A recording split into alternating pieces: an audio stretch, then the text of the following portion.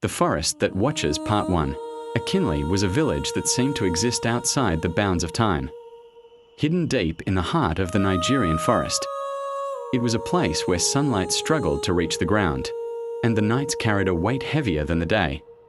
The trees grew tall and dense, their gnarled branches entwined like the fingers of giants, casting shadows that crept and twisted across the village paths. The elders had always warned, do not trust the shadows after dark, for they have eyes of their own. What you see may not be what you know. Oba, a young hunter of 22, had grown up hearing these tales. Orphaned of his father as an infant, he had been raised by his mother, a wise woman known for her knowledge of herbs and the forest secrets. She had taught him how to read the signs of animals, how to track the wind, and most importantly, how to respect the unseen forces that move through. Akinley forces that the untrained I could neither see nor understand. But recently, the village had begun to change. There was a tension in the air, subtle yet impossible to ignore. Villagers moved with wary steps, their eyes darting nervously to the edge of the forest, as if expecting someone or something to appear. Livestock disappeared without a trace, leaving behind only strange, clawed footprints that seemed almost human in their pattern. Even the air itself seemed thicker, heavier, charged with something that hummed just beyond the edge of hearing. Oba felt it most at night. The forest around the village didn't just feel alive, it watched him. Shadows twisted unnaturally between the trees, and something slithered along the edges of his vision, too fast and silent to be a deer or a monkey. He froze, heart hammering, as the wind carried a faint whisper, almost like a voice calling his name. Oba. It was soft, almost teasing, but it carried a weight that made his stomach turn cold. Not everything in the forest wanted him dead.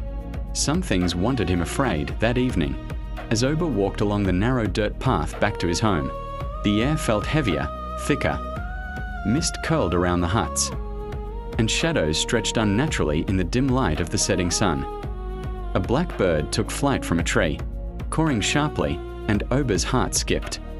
He had learned long ago to listen to such signs. They were never meaningless. He arrived at his small hut just as the fire in the hearth flickered. His mother was stirring a pot over the flames, her face calm but lined with worry. She looked up and smiled gently. "Mother," Oba said, his voice low, "the forest feels different tonight. I can feel it. Something is watching."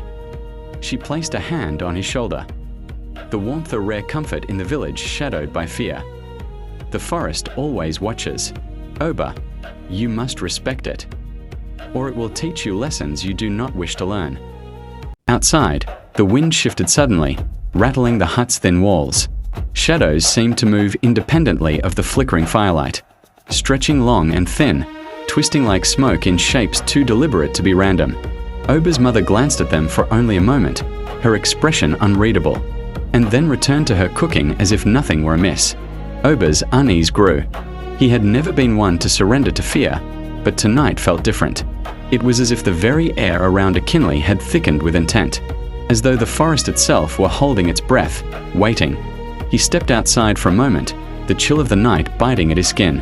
Mist swirled around his legs like ghostly tendrils. He tightened his grip on the spear he always carried, feeling the familiar weight against his palm. He walked slowly, eyes scanning the edge of the forest. Something moved in the shadows, a shape that paused, then vanished when he looked directly at it. His heart thumped, but he refused to panic. Fear is a tool, not a master, his mother had once told him. Reaching the center of the village, he noticed that even the usual sounds of night, the chirping of crickets, the rustle of small animals, were muted. The forest seemed to be watching. A sudden chill ran down his spine, and he realized that Akinley had not always felt so. Empty. Then he heard it.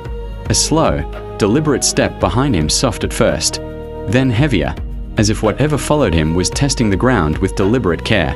Oba froze, spear trembling in his hand. The shadow shifted faster than his eyes could follow, and when he dared to turn, the air itself seemed to grow heavier, pressing against his chest. Something was here, something alive, something patient. "I will find the truth," he whispered. his voice barely audible over the rustling leaves, even if it waits in the shadows. And the shadows leaned closer, almost as if they were smiling. In Akinley, the night was never empty and the shadows were never truly alone. Watch out for part 2, this is just the beginning.